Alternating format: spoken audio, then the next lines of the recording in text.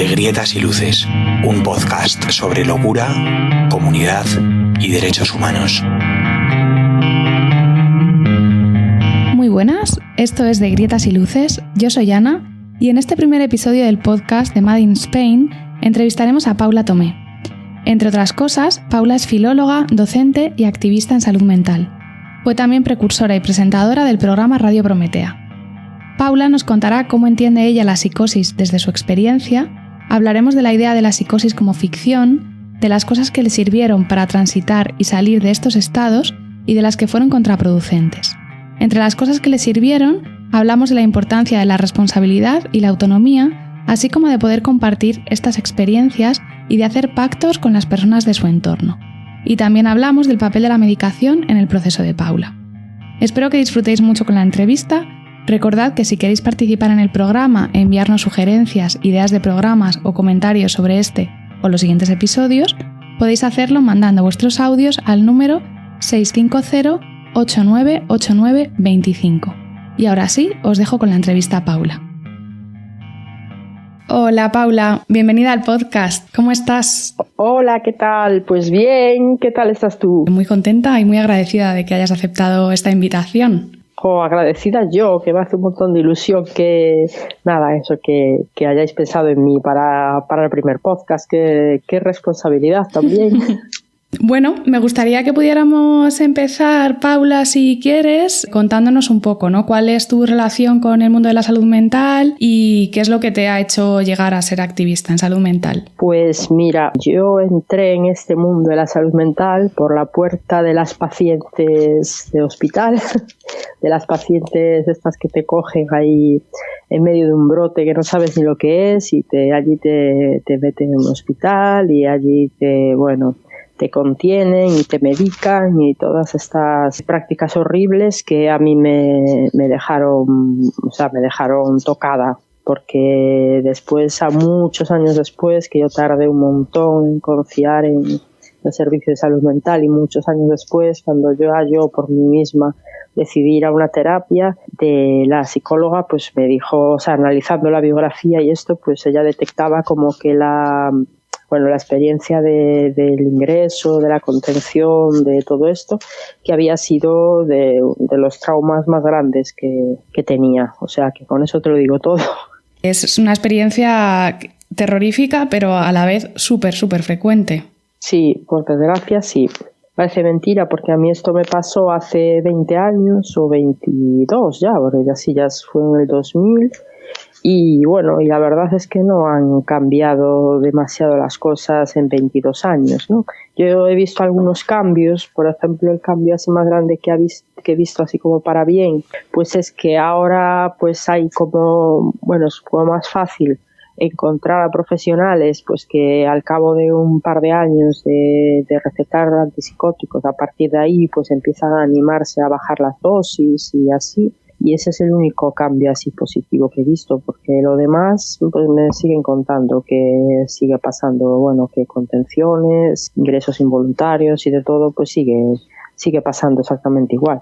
Y la sobremedicación también, pero bueno, quiere decir que por lo menos alguno hay que ya se anima a bajar un poco, ¿no? A darse cuenta de que estar sobremedicado, que tampoco ni resuelve el problema, ni mucho menos es calidad de vida. Me gustaría que nos pudieras contar un poco qué es para ti la psicosis, cómo defines tú la psicosis. Bueno, a nivel de experiencia, antes de que yo empezase a pensar sobre ello, a nivel de experiencia, pues fue bastante devastadora, sobre todo la primera, porque no sabía lo que me estaba pasando, porque sí me pasó después más veces y las siguientes veces sí que tenía como un poco más herramientas para entender y para atravesar todo eso, ¿no? Que me pasaba, pero la primera vez, pues yo recuerdo una sensación de terror constante, de falta de referencias afectivas, porque no me fiaba de nadie, claro. Entonces, cuando estás en el mundo sin fiarte de nadie, que todo te da miedo, todo te da pánico, que piensas que te persiguen, etcétera, etcétera, y todo el mundo está, digamos, conchavado contra ti y cosas así, pues se pasa fatal porque realmente no tienes nada a lo que agarrarte. Eso es como la soledad absoluta, ¿no? Es muy, muy, muy aterrorizador. Después, allá las siguientes algunas veces, como yo lo pasé tan mal en el hospital y tampoco me convenció la versión, digamos, biologicista del asunto, de que lo que me había pasado era un problema de mis neuronas, que había faltado la dopamina y no sé qué cosas estas que te cuentan, que me pareció un poco un insulto a mi inteligencia, porque yo estaba convencida ya en ese momento, teniéndolo muy reciente, de que había conexiones entre lo que me había pasado y cuestiones de mi biografía, vamos, que yo sabía que eso era una respuesta a algo, una reacción a algo. Pues me parecía que me contaran eso de las neuronas, me parecía pues como mínimo un cuento chino, vamos, bueno, perdón por lo de chino. Vamos, que no me parecía una explicación que a mí me convenciese, ¿no? Y después, cuando ya, digamos en otros episodios que tuve más adelante, que ya tenía un poco de análisis hecho, ¿no? Porque como no quería volver al hospital, pues dije, pues tendré yo que investigar por mi cuenta a ver qué me ha pasado, por qué me ha pasado y sobre todo cómo puedo hacer si me vuelve a pasar. Entonces al final llegué a la conclusión de que la psicosis pues es un estado mental, pues como estar dormido o como estar, bajo los efectos de alguna sustancia o algo así, un estado mental diferente al mío de siempre hasta ese momento, que era un estado mental que era muy extraño, ¿no? Porque tenía sensaciones de irrealidad, sensaciones de elaborar relatos en tu cabeza, darle significados diferentes a lo que está pasando, significados que en esos momentos tienen mucha importancia para ti, incluso tienen como categoría de algo que te guía o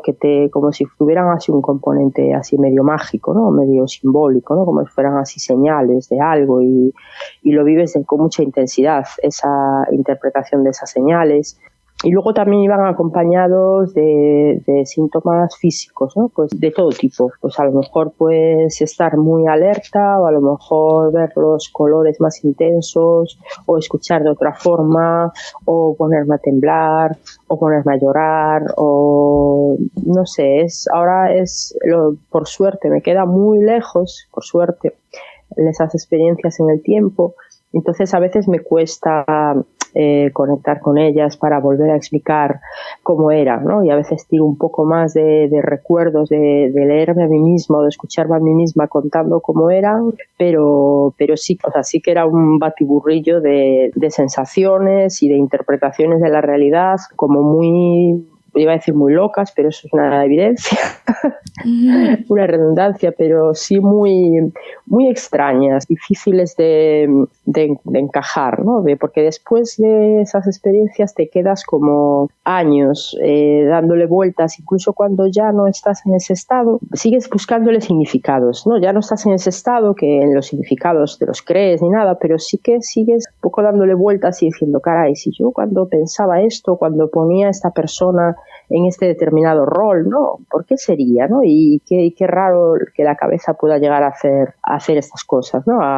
No sé, a presentarnos la realidad de esta forma así tan surrealista, porque esa es la palabra, ¿no?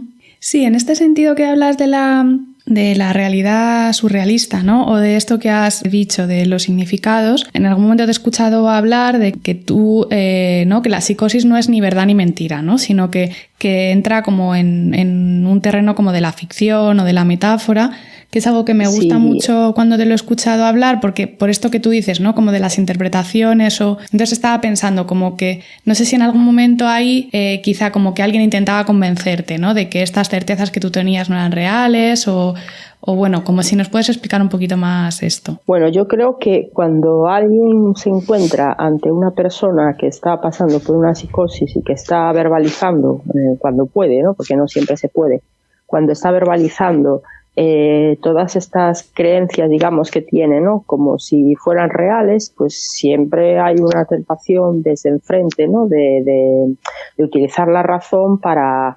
convencerla, ¿no? De que eso no es verdad, ¿no? De que eso que dice no es verdad, pues si no es verdad que te están persiguiendo, no es verdad que esta persona forme parte de un complot, ¿no? Hay como mucha insistencia con esto de que convencerte de que no es verdad.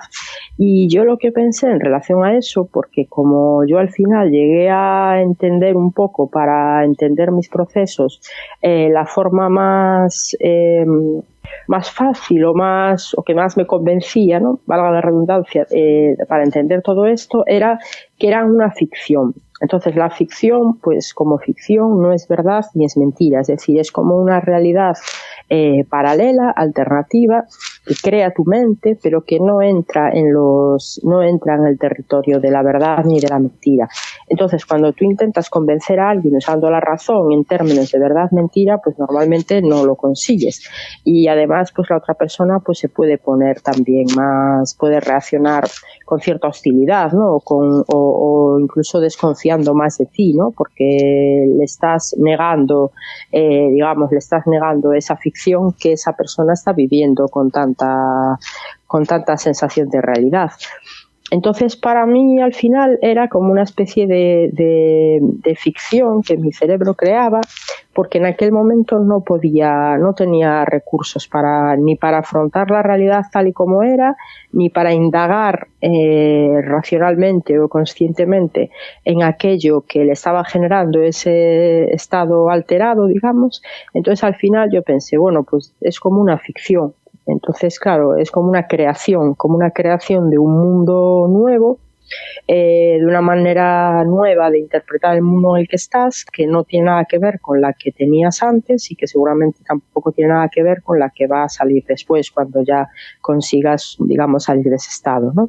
Entonces, pues, claro, al ser ficción, al ser metáfora, se sale de estas coordenadas de verdad y mentira. Y al ser metafórica, pues claro, es muy simbólica, es muy subjetiva, es muy, surrealista, ¿no? Y luego afecta a cómo piensas, afecta a cómo sientes y afecta a cómo te relacionas, ¿no? Porque, claro, si tú estás teniendo dentro de tu cabeza una interpretación simbólica de lo que te está pasando, también la forma de relacionarte con los demás no es la habitual, ¿no? Porque si, por ejemplo, estás teniendo una trama, ¿no?, como una novela, ¿no?, en tu cabeza hay una trama y entonces, pues, diferentes personas tienen diferentes roles o interpretan diferentes personajes en esa trama, pues tu relación con las personas va a estar condicionada por esa trama que tienes montada en tu cabeza.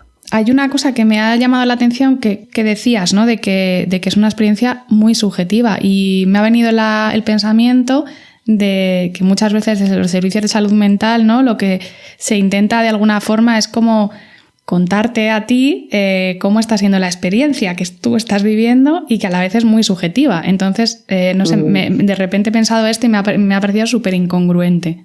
Claro, es que es muy difícil que venga alguien desde fuera a contarte la película, ¿no? Vamos a usar esa palabra, la película que tienes en la cabeza. Primero, que ya no te la podrían contar, y segundo, que pretendan interpretar esa realidad paralela, digamos, que estás viviendo, que la pretendan interpretar en términos científicos, ¿no?, pues de enfermedad, ¿no?, científico entre comillas, ¿no?, de que decir, no es que estás enfermo, no es que tienes la dopamina baja, no es que eso es tu enfermedad. Sí, claro que resulta completamente incongruente, porque yo creo que puedes tener miedo cuando estás teniendo una psicosis, pero yo creo que lo último que te sientes en ese momento es enfermo, porque al contrario, tienes como, incluso puedes tener como están activadas todas las alertas para la supervivencia, ¿no?, porque es un estrés descomunal. Entonces, pues a nivel fisiológico lo que se activan son como los mecanismos para la supervivencia. Al contrario, tienes una energía extra que no encaja para nada con el concepto de que estás enfermo. Es tan complejo, hay una distancia tan grande entre lo que una persona puede sentir cuando está así y lo que se le puede decir desde fuera, ¿no?, desde el discurso médico. La palabra es incongruente. Y pensaba también, ¿no?, porque es verdad que claro, desde esta posición de saber entiendo que no se puede llegar, ¿no?, a la psicosis, pero sí que te he escuchado alguna vez comentar que sí que se puede comunicar con la psicosis, ¿no?, que de hecho la psicosis es una forma de comunicar. Entonces, me gustaría que pudieras contarnos un poco esto o hablar un poco como de las formas en las que para ti ha sido posible comunicarte con tu psicosis o con otras personas que han podido estar en esos estados. Bueno, comunicar, estás comunicando siempre algo porque tú tienes una determinada manera de interpretar el mundo y tú te estás moviendo en el mundo siendo coherente con esa manera que tienes en tu cabeza, ¿no? Entonces, comunicar, pues siempre estás comunicando. Otra cosa es que te puedas comunicar en los términos en los que te comunicabas antes o que la gente te pueda entender, porque la gente pues puede seguramente, eso lo único que verá es pues eso que dice el discurso médico. Está enferma, no entiendo lo que dice, no tiene sentido lo que dice, está inventándose cosas o está creyéndose cosas que no son verdad, ¿no? Volvemos otra vez a la verdad y a la mentira. Entonces, claro, sí, claro que te comunicas, pero otra cuestión diferente es cómo se te reciba, ¿no? Pero sí que es verdad que, yo la primera vez realmente no creo que tuviera mucho éxito, ¿no? Comunicándome, pero sí que entre unas veces y otras, ¿no? Entre viaje y viaje, ¿no? De haberle dado muchas vueltas a cómo podría yo hacer para que no volviese a pasar, o si volvía a pasar, que no me hiciese tanto daño, sobre todo si volvía a pasar que no me ingresasen, porque sabía que eso no servía para nada. Además, yo tenía el convencimiento de que el brote tenía como su ciclo, ¿no? Como su duración, y una vez que pasaba ese ciclo, pues como que se acababa, ¿no? Como que, bueno, como si fuese, no sé cómo explicarlo, como si tuviese una duración concreta, ¿no? Que yo decía, pues es de un mes y algo, ¿no? Que llegué a la conclusión, o observar, ¿no? Llegué a observar que muchas veces estos viajes, ¿no? Así de la mente, este estado diferente, duraba como a lo mejor pues un mes y medio, o un mes o así aproximadamente, y luego se paraba, y que sí que claro, que si bien en la primera vez yo no pude hacer nada para que se parara, la siguiente sí. Y lo que podía hacer para que se parara era, primero, que fue yo creo que lo más importante que a mí me ha pasado pues en relación a todos estos episodios, es ser capaz de darme cuenta en tiempo real que mi cabeza estaba generando una ficción, ¿no? Aunque no tuviese la fuerza, digamos, o el conocimiento para desarticularla de golpe, pero sí por lo menos la conciencia de saber que estaba pasando por ese estado, que estaba dentro de ese estado. Uh-huh. Entonces, claro, eso me ayudó muchísimo a no tenerle miedo, porque tenía la esperanza, ¿no? De que, bueno, pues eso ya lo he pasado, entonces se va a acabar. Entonces, con esa esperanza, que no era muy consciente, ¿no? Al principio no era muy consciente, luego ya se hizo más consciente de que se va a parar. Claro, eso me ayudó muchísimo a primero poder comunicarlo con todo el miedo que me daba, ¿no? Porque decía, si yo le digo a la gente que me está pasando esto, pues me van a querer ingresar, ¿no? Pero por suerte, pues hubo unas poquitas personas de mi entorno a las que les estoy, agradecidísima, y les estaré agradecidísima siempre, con las que sí pude contar para decir, pues me está pasando esto, y tener la confianza de que no me iban a ingresar, ¿no? Y entonces lo que hacía para que se parara, pues aparte de esa conciencia, de esa tranquilidad de, bueno, se va a parar, primero intentaba dejarme espacio para expresarme. Para expresarme, pues un poco quiere decir que si me apetecía bailar, bailaba, que si me apetecía pintar, pintaba, que si me apetecía, no sé, pues yo qué sé, escribir, escribía, ¿no? Para un poco para dar salida así a toda esa energía extraña, ¿no? Que estaba yo sintiendo. Y por otro lado, lo muy importante también, que era cuidar el sueño, ¿no? Yo sabía que ese estado me iba a llevar, digamos, de forma natural a no querer dormir, ¿no? Porque era un estado así como de mucha excitación, que iba a no querer dormir, pero entonces sabía que tenía que forzarme el dormir, porque el dormir iba a hacer que desapareciese, o sea, que se atenuase y que acabase por desaparecer. Entonces, pues para dormir, pues podía tomar, pues no sé, pues infusiones o no sé, o a las últimas veces ya si me hacía falta benzodiazepinas, pero bueno, lo que no tomé, porque no le tenía yo mucha manía, lo que nunca llegué a tomar fue antipsicóticos, nunca empleé los antipsicóticos para bajarlo, solamente en el hospital la primera vez sí me los dieron, pero después ya no. Después cuando estuvieron a mi cargo ya no utilicé antipsicóticos. Que no digo yo que a algunas personas les vaya bien, que se le baje con eso y estupendo, pero en mi caso no los usé. Me parece súper interesante esto que dices, ¿no? Creo que también es una frase tuya que te he escuchado decir, que se habla poco de la capacidad que tiene la gente de salir también de estos estados, ¿no? Te escuché decir a ti una vez, se habla mucho de que te puedes volver loca, pero muy poco de que puedes salir de ahí, ¿no? Y que parece que primero que parece que cuando ya te vuelves loca ya no puedes salir, ya siempre vas a ser una loca.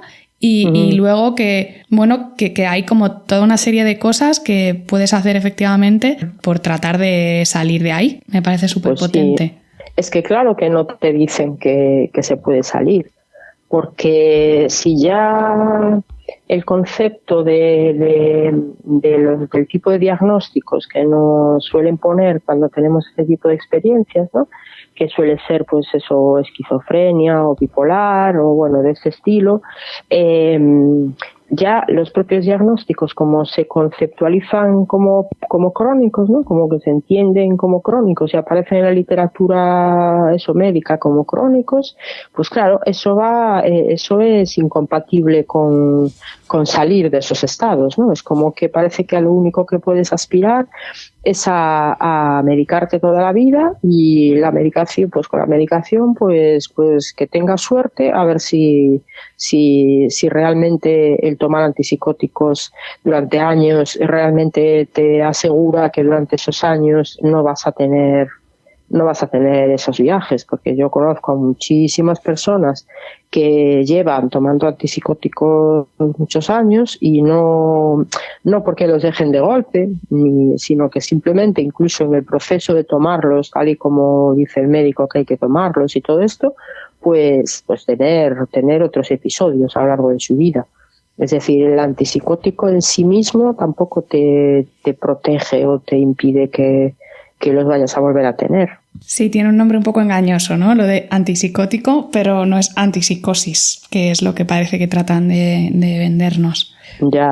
Estaba pensando también, Paula, cuando hablabas, ¿no? De esa necesidad como de bailar, escribir, pintar, ¿no? De repente se me ha venido a la cabeza como la imagen de alguien haciendo eso en una planta de psiquiatría, que me parecía totalmente... Bueno, pintar, escribir, depende, ¿no? Bueno, hay unidades donde tienes que pedir un permiso al psiquiatra para tener un bolígrafo, pero es verdad que me parecía, ¿no? Como una manera como un poco libre de expresarse y que me parecía también un poco curiosamente, o no sé, que yo pienso, ¿no? Si no puedes expresar la locura en una planta de psiquiatría donde podrías, ¿no? Que en teoría para mí sería un sitio donde poder expresar eso, pero que no es así. Y que muchas veces precisamente ante ese tipo de comportamientos pues es cuando se desatan este tipo de medicación, contención, bueno, ese tipo como de dinámicas que muchas veces son súper violentas. Bueno, me gustaría como también poder hablar como de esta parte, ¿no? Como poder profundizar un poco como en esto de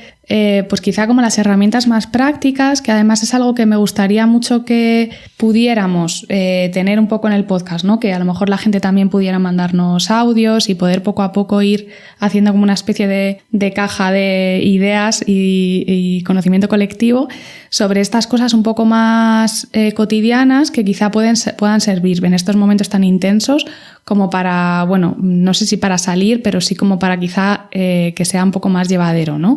Antes has hablado de las redes afectivas y me preguntaba también cómo hacer en esos momentos en los que la desconfianza está tan presente, ¿no? Como que estás desconfiando de tus relaciones más importantes, ¿cómo pueden hacer, ¿no? O cómo has hecho tú para que esa desconfianza no se llegue a romper del todo, o cómo han podido hacer ellas para conectar contigo o para poder ayudarte un poco en esas situaciones. Bueno, yo recuerdo que la segunda vez que me pasó, mis padres me quisieron ingresar porque bueno, con la información que tenía en ese momento, pues era lo que tocaba, ¿no? Pues desde el punto de vista de ellos, estaban muy asustados.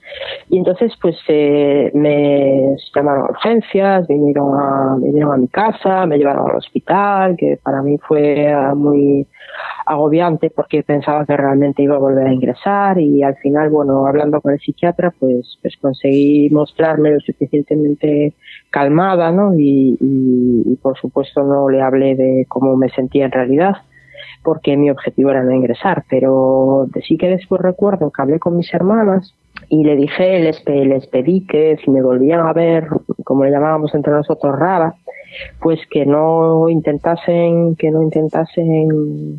ingresarme, porque no iba a servir de nada. O sea, yo iba a hacer todo lo posible para que no me ingresaran, y además pues que yo no quería volver a hacerlo. Entonces, como un poco fue, digamos, la primera, voy a utilizar la palabra así a mi manera, psicoeducación, la primera como psicoeducación a mi manera, ¿no? Hecha en casa, que yo intenté hablar con mi entorno cercano de, por lo menos, de lo que no quería, ¿no? Aunque tampoco tenía muy claro en ese momento cómo iba a conseguir que pasara todo aquello sin ingresar, pero sí que tenía muy claro que no quería ingresar, y mis hermanas lo respetaron, y bueno, yo nunca me cansaré de agradecérselo. Y no solo respetaron que no ingresaran, sino que me volviera a un piso donde yo estaba, ¿no? Que no me quedara con ella, o sea, que no me tuviera que quedar ahí con supervisión constante y tal, sino que pudiera volver al piso con mis compañeras de piso y esto, ¿no? Uh-huh. Y bueno, poquito a poco, me acuerdo que después otro episodio diferente me pasó estando con una pareja que tenía en ese momento, que hoy seguimos siendo grandes amigos. Y ahí también él estaba como se sentía muy impotente, ¿no? Porque me veía diferente, me veía como eso, pues como diríamos ahora, muy intensa y, por decirlo de alguna manera, así rápida. Uh-huh. Y también con él, ahí creo que pude empezar a explicarle que sí, que seguramente estaba un poco diferente, pero que ya me había pasado más veces, que yo sabía que esto iba a pasar, y que tampoco se agobiase demasiado, porque entonces me agobiaba a mí, que yo sé que pedir estas cosas en esos momentos no es fácil, porque es muy difícil poder gestionar la angustia de las personas que te están acompañando, ¿no? Yo entiendo que las personas que están contigo están también, digamos, sobrepasadas del discurso médico, ¿no? Y de que estos estados solo se solucionan pues con un psiquiatra, unas pastillas, un ingreso, etcétera, etcétera, pues yo reconozco que es muy difícil pues pedirles a las personas de tu entorno pues que te acompañen en esa manera pues más libre, ¿no? Como de asumir esos riesgos, y porque tú tampoco sabes hasta qué punto puedes corresponder, ¿no? con responsabilidad. Pero bueno, el caso es que en mi caso salió bien. Y ahora que lo estoy contando, me estoy dando cuenta de que la palabra riesgo y la palabra responsabilidad, que son muy importantes, porque riesgo, todas las partes asumimos un poco de riesgo cuando decidimos no llevarlo o no tratarlo, entre comillas, de la forma que dispone la psiquiatría oficial para eso, ¿no?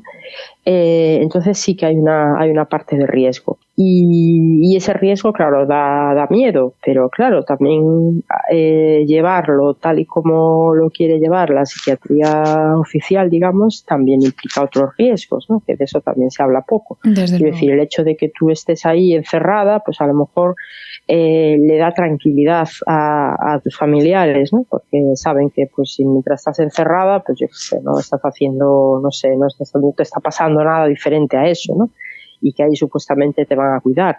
Pero claro, si después el ingreso te sienta fatal, ¿no? Y sales de allí pues peor de lo que entraste, o no sé, o eso con trauma, pues sí, pues tampoco estás hablando de ese riesgo, ¿no? Pero bueno, fuera de eso, también es difícil hablar de responsabilidad, aunque es muy importante, porque parece que las personas cuando están en ese estado no tienen ninguna responsabilidad ni no tienen ningún tipo de control sobre sí mismas o sobre lo que les está pasando, y eso no es del todo cierto.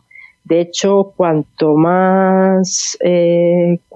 más veces a una persona le pasa el estar en esos estados, yo creo que más conciencia va adquiriendo sobre, o sea, realmente sí que otra cosa es que lo puedas controlar o todo lo que te gustaría, pero realmente sí que sabemos cuando nuestro estado mental es un poco más surrealista, un poco más metafórico, ¿no?, que el habitual. Yo creo que sí que lo sabemos, ¿no? Uh-huh. Y que en el momento en que lo sabemos, yo creo que sí que podemos asumir cierta responsabilidad y asumir ciertos compromisos, ¿no? Porque esa es un poco la base del vivir en comunidad, ¿no? Del vivir con los demás, el poder asumir ciertas responsabilidades y poder adquirir ciertos compromisos, porque si no puedes hacerlo o si te niegas a hacerlo,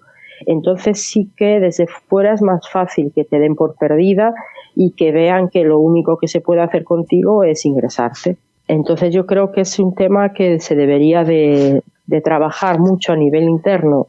Las personas que tienen cierta tendencia, vamos a decirlo, ¿no?, a que su cabeza se pueda ir por ahí, y cuando digo tendencia no hablo de nada genético, hablo simplemente de que cuando el cerebro ha utilizado esa respuesta alguna vez, pues es fácil que pueda volver a recurrir a ella, ¿no? Igual que cuando una persona pues ha recurrido, yo que sé, al consumo de sustancias para aplacar el dolor, o que ha recurrido a la autolesión para aplacar el dolor, pues es posible que lo vuelva a hacer más veces, ¿no? Sobre todo si de alguna manera pues le ha funcionado, ¿no? Pues como anestesia o como alivio momentáneo, lo que sea, ¿no?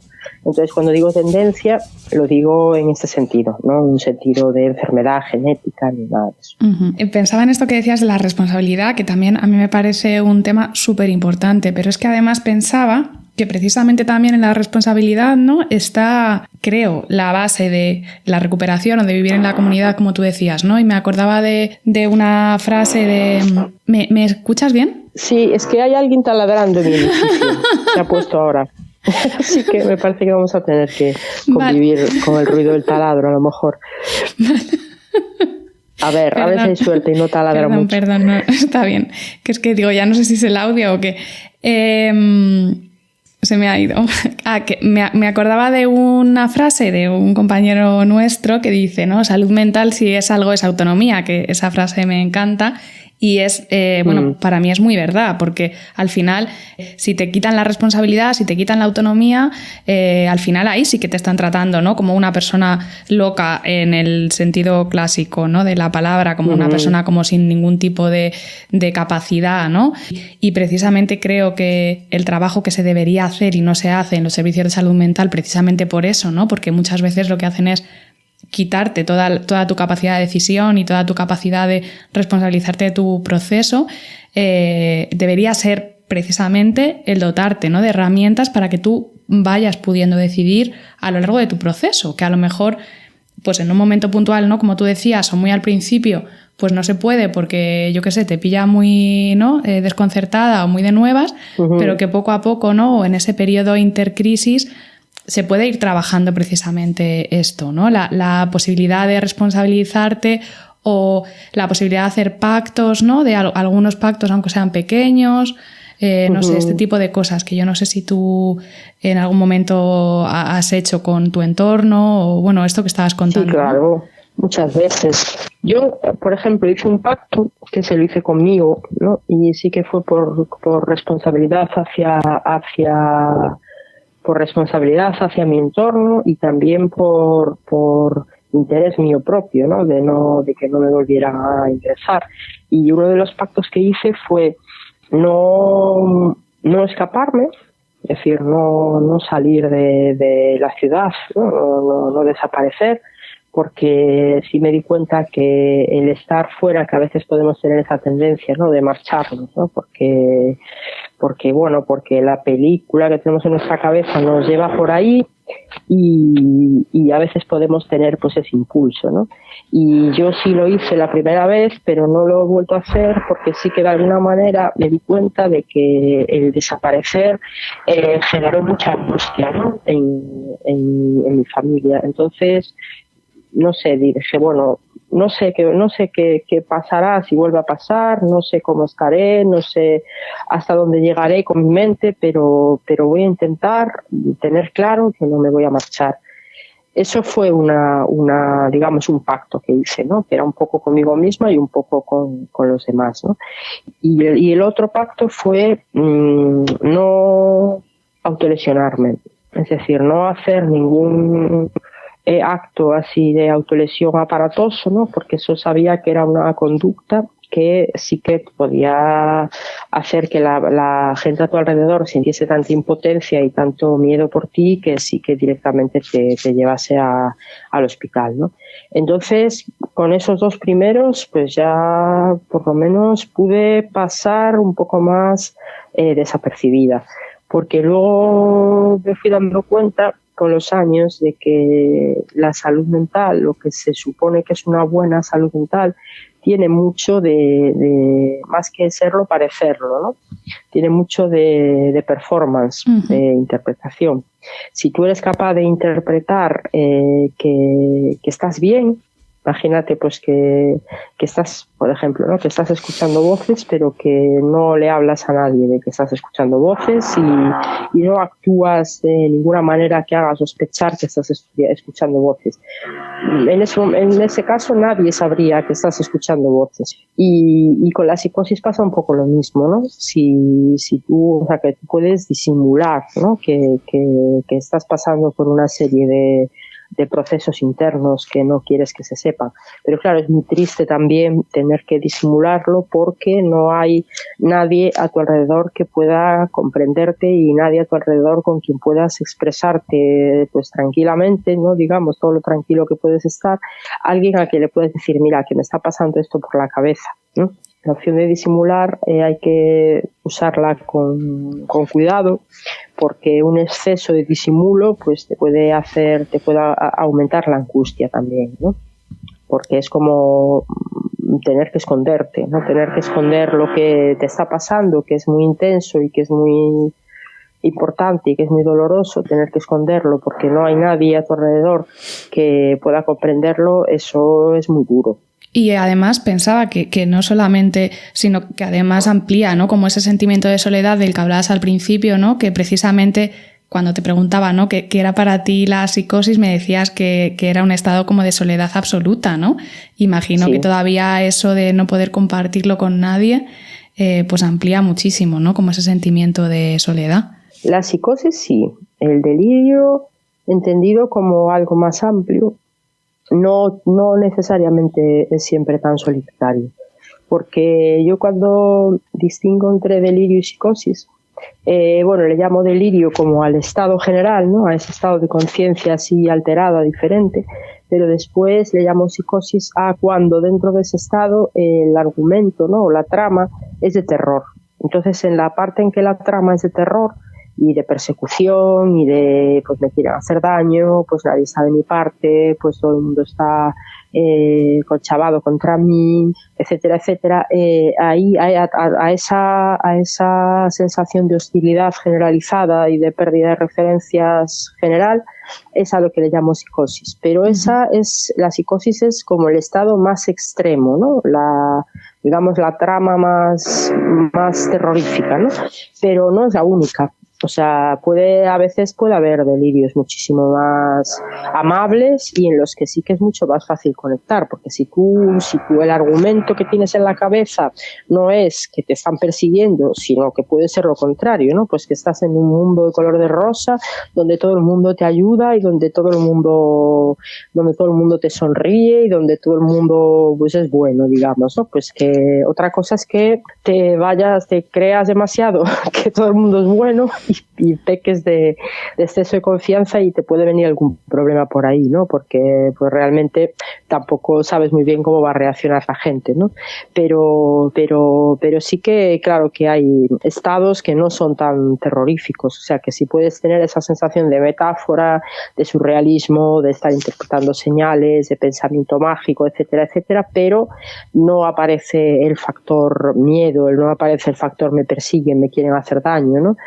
Entonces ahí es una suerte, porque ahí sí que puedes interactuar, incluso aunque las personas no compartan tu delirio, pero tu estado anímico, digamos, o tu predisposición a comunicarte son totalmente diferentes. Uh-huh. Con esto que decías de la responsabilidad me venía también una idea de, bueno, que he hablado también con otras personas, bueno, sobre cómo evitar el asistencialismo en el cuidado a personas que están pasando por un proceso de, bueno, no solamente de psicosis, sino en general con un problema, con una crisis, ¿no? Porque claro, lo que se tiende a hacer en los servicios y también lo que tendemos a hacer casi de una manera casi inconsciente a nivel cotidiano es como hacerlo todo por la persona, ¿no? Como pues cuidarla y pobrecita, ¿no? Que no le pase nada, que ¿no? Como esta cosa que bueno, que a veces puede ser excesiva y que también desresponsabiliza a la persona un poco, ¿no? Y que muchas veces también como que le quita capacidad. Y pensaba que en ese sentido había como otras cosas que, bueno, que se me ocurrían, que había podido hablar contigo, había podido hablar con otras personas sobre estas cosas de que las personas que están pasando por estos momentos también puedan hacer cosas como para cuidar al entorno, ¿no? Bueno, pues cada una en el momento que pueda, pero pues bueno, quizá responsabilizarse de algo, del cuidado de la tarea, de, yo qué sé, de hacer la comida, ¿no? De hacer algo. Claro, es que a ver, el que estés pasando por un episodio delirante o por un episodio incluso aunque tenga algún componente de psicosis, o sea, tus capacidades de acción, digamos, ¿no? Pues en principio están, perdón, que se me cayó el aparatito. Sí, digo que tus capacidades de obrar, ¿no? Tu capacidad de obrar, de hacer cosas con las manos, de moverte, de desplazarte, de en general, a no ser que estés pasando por un pico de angustia que realmente te paraliza físicamente, que puede pasar, pero no es o sea, no te ocupa todo el tiempo, digamos, ¿no? Ese pico de angustia, pero fuera de eso, lo que sabías hacer antes, lo sabes hacer exactamente igual. O sea, si se te daba bien cocinar, pues también puedes cocinar. Otra cosa es que a lo mejor estás cocinando y te dispersas muchísimo porque tu cabeza te lleva a determinados sitios y ese pensamiento en el que te paras y te dejas llevar por él, pues a lo mejor mientras te vas al techo, pues se te quema el arroz.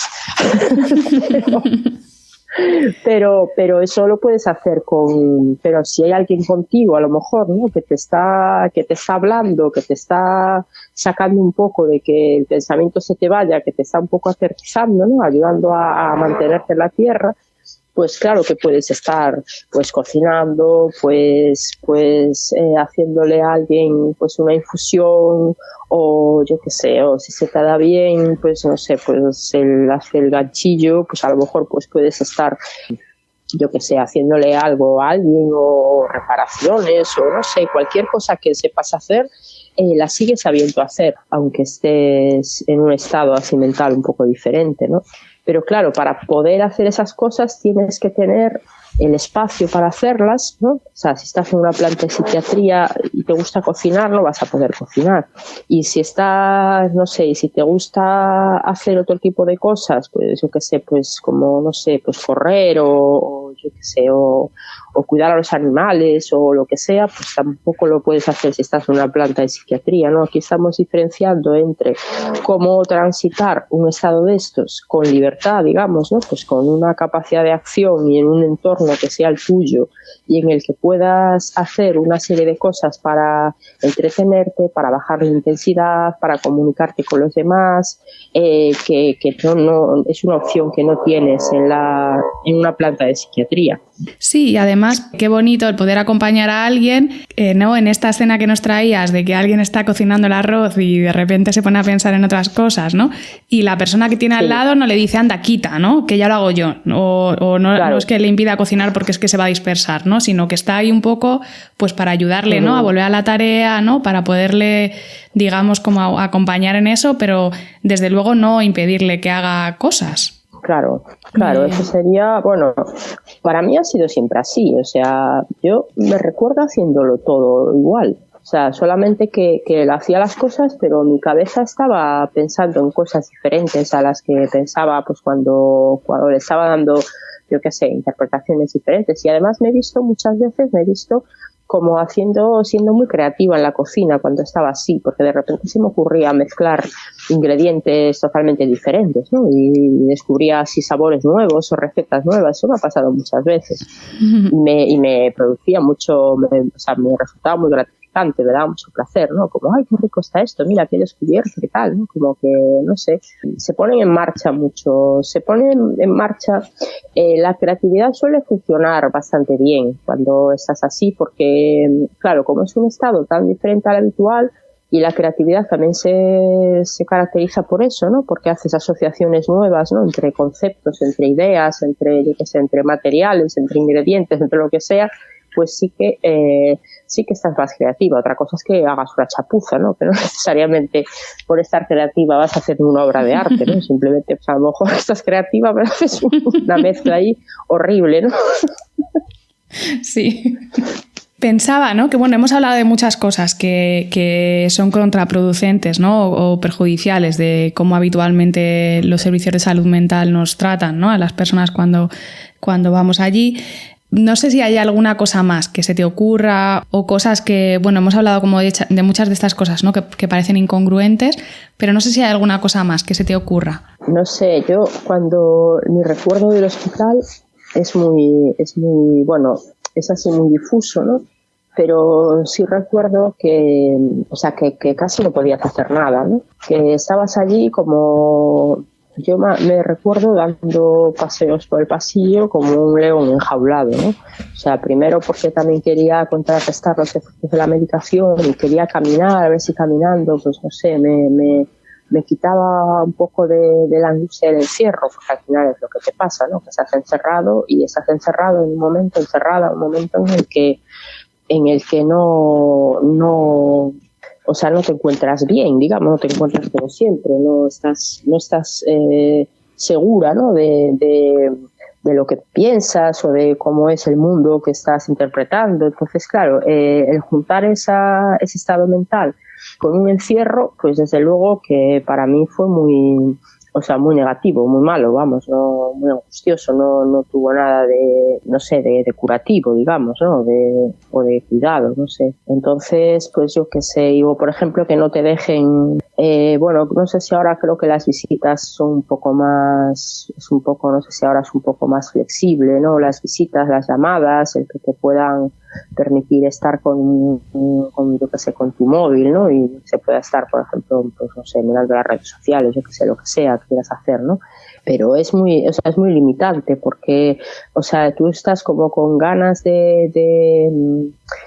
no sabes muy bien qué te va a apetecer hacer y te encuentras en un sitio en el que realmente las posibilidades de hacer son muy pocas. Hay muy pocas cosas que puedas hacer, ¿no? Y estás constantemente vigilada y te están constantemente juzgando, ¿no? Si eso que haces o dices, pues es que estás más enferma, entonces te tienen que medicar más, o es que, yo qué sé, no sé, es muy desagradable, la verdad, muy, muy frustrante y muy, muy opresivo.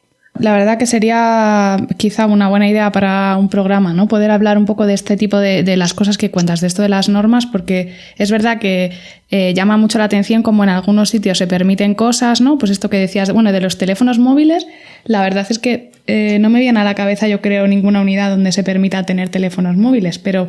Por ejemplo, las pertenencias, ¿no?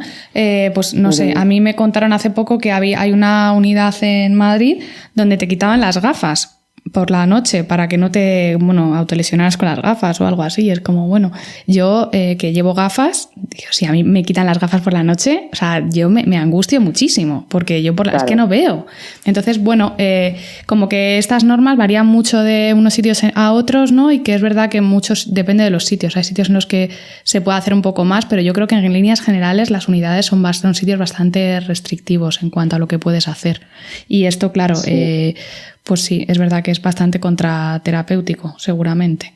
Yo recuerdo que en el hospital había un montón de cuentos infantiles de estos para colorear, o sea, láminas para colorear, y que un poco que era la opción que tenías si querías, no sé, de pintar, pues era colorear esas láminas absurdas de dibujos animados del año del Catapum, que ya nadie los conocía ni los recordaba. Y yo me acuerdo que había pedido unas acuarelas que tenía yo en casa, que me las trajeran, ¿no? Y mis padres pidieron permiso para traérmelas y les dijeron que sí. Entonces, bueno, pues yo estaba ahí pintando con mis acuarelas, que por lo menos era un poco, por lo menos por ahí podía expresarme un poquito más, ¿no? Pero no había mucho, no había libros, no había, no sé, había una tele allí que la ponían en el canal que ellos querían, ¿no? Era todo como muy absurdo. Me gustaría preguntarte también, ¿no? Y además imagino que es algo que la gente se preguntará, y bueno, ya has contado ya algunas cosas, ¿no? Pero ¿qué papel ha desempeñado para ti la medicación?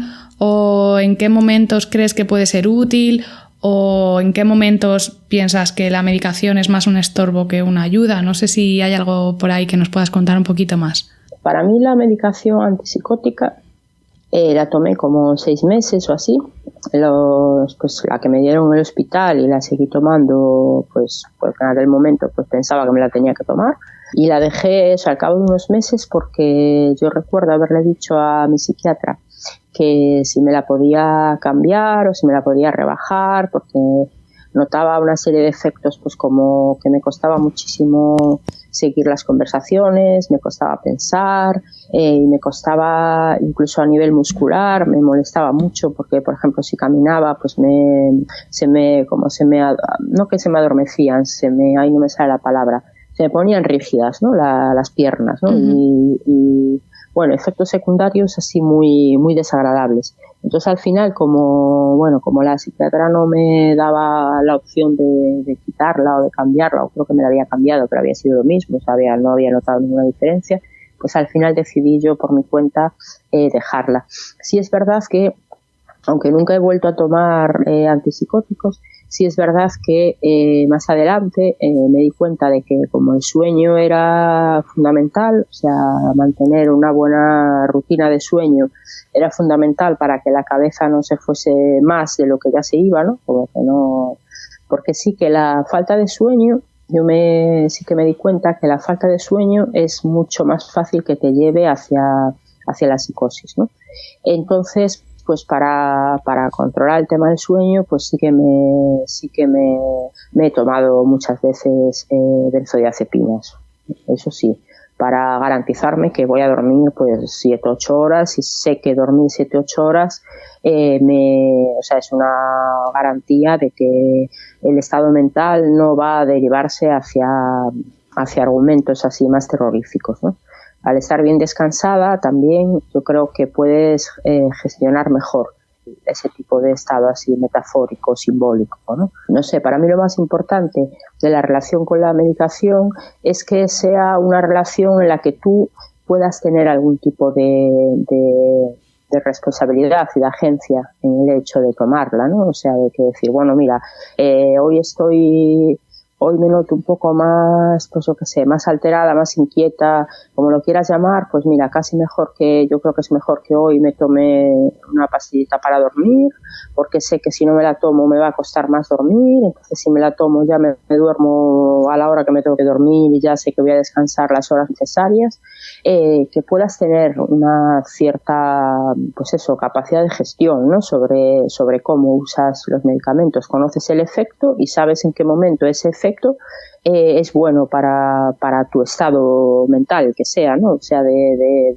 delirio, o sea de angustia, o sea de tristeza, lo que sea, ¿no?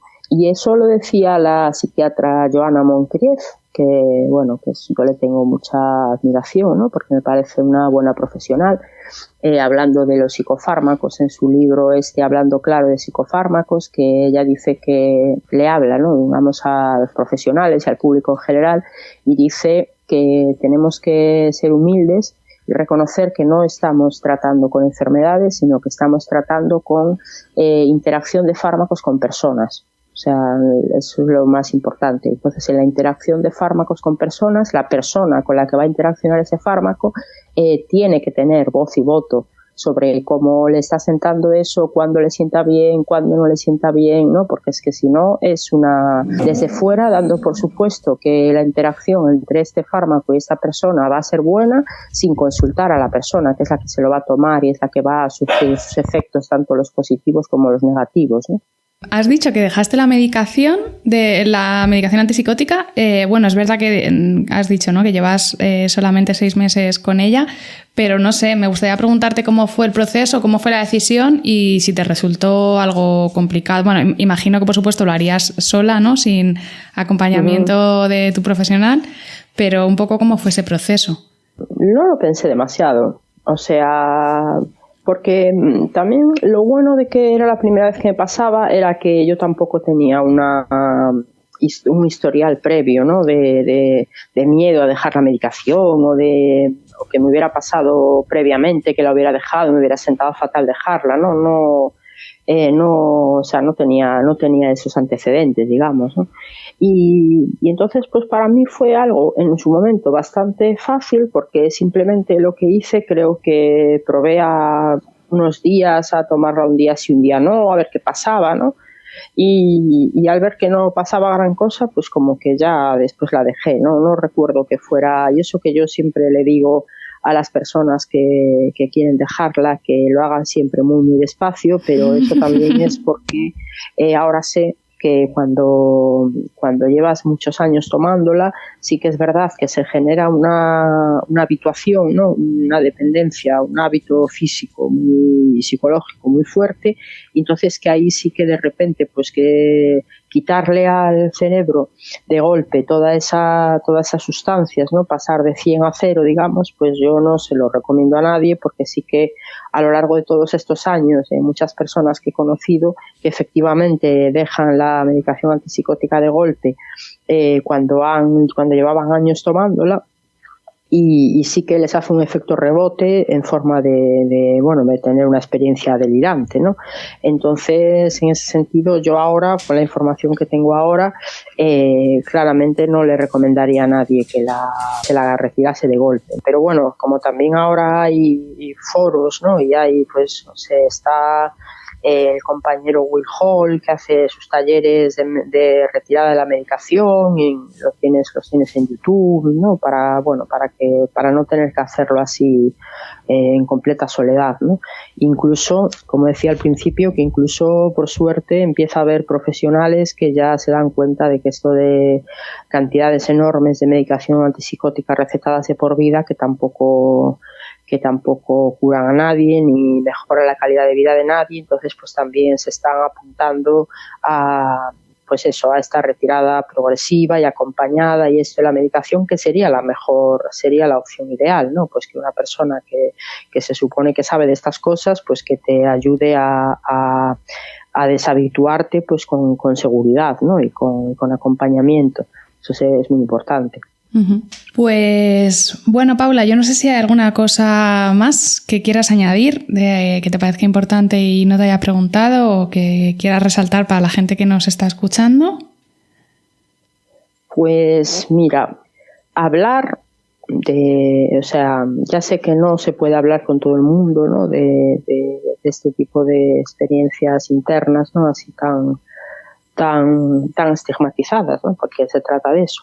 Ya sé que no se puede hablar con todo el mundo de esto, pero seguro que todas las personas que han pasado por eso, que están pasando por esto, en su entorno seguramente que por lo menos hay una persona, o con suerte más de una, con la que tenga la confianza suficiente para poder hablar de cómo se sienten, o a posteriori de cómo se sintieron, de cómo les hubiera gustado que reaccionaran los demás cuando se sentían así. Y si no hay nadie en el entorno de siempre, ¿no? Pues familia, amigos, ¿no?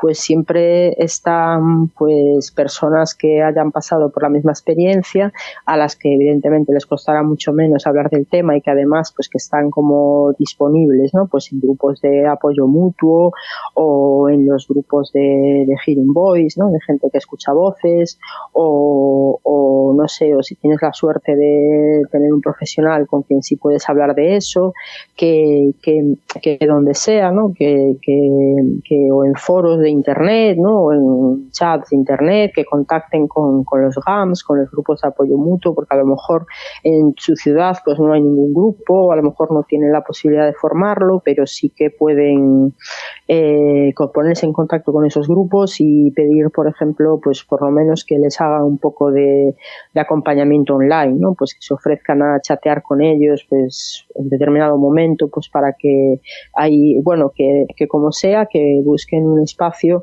donde sí puedan hablar de cómo se han sentido, de cómo se sienten, de intercambiar herramientas para llevarlo mejor, que eso es importantísimo, porque uno de los mayores problemas de estas experiencias es que se viven con mucha soledad, que se viven con mucha vergüenza muchas veces, que se viven con miedo a contar que te está pasando eso, ¿no? Miedo a cómo van a reaccionar los demás si les cuentas que tienes determinadas ideas, o que piensas determinadas cuestiones, o que has sentido determinadas estados de conciencia o de físicos, ¿no? Como sea, que son así como diferentes a los habituales, ¿no? Que son usuales. Y bueno, eso, que buscar a los demás, ¿no? Buscar con quién poder hablar de estos estados. Uh-huh. Pues Paula, muchísimas gracias por tu tiempo, por aceptar la invitación, por compartir tan generosamente y nada, espero que más adelante quieras volver al podcast. Muchas gracias a ti y a vosotros de Made in Spain, que yo encantada siempre de hablar, y eso que ahora estoy ya un poco así retirada, porque por suerte, digo la suerte, ¿no? Porque realmente pues yo estoy contenta de haber dejado atrás de hace muchos años todo esto, porque era también un poco lata, ¿no? Había demasiado de lo que preocuparse, demasiado que gestionar, y tampoco es agradable, aunque tuvieran sus momentos graciosos y interesantes, pero en el fondo para mí no fue, que prefiero estar sin delirar, digamos, ¿no? Sí. pero que si es por echar un cable, ¿sabes? Que de personas que todavía no tienen la suerte de estar desconectadas de estos temas, pues que les puede, no sé, servir para llevarlos con menos sufrimiento, pues yo encantada siempre de poder echar un cable. Y muchísimas gracias. Muchas gracias a ti, Paula. Un abrazo. Un abrazo. Y hasta aquí el programa de hoy. Os recuerdo de nuevo el teléfono del programa por si queréis enviar vuestros audios, que es 650 8989 25. Hasta el próximo episodio.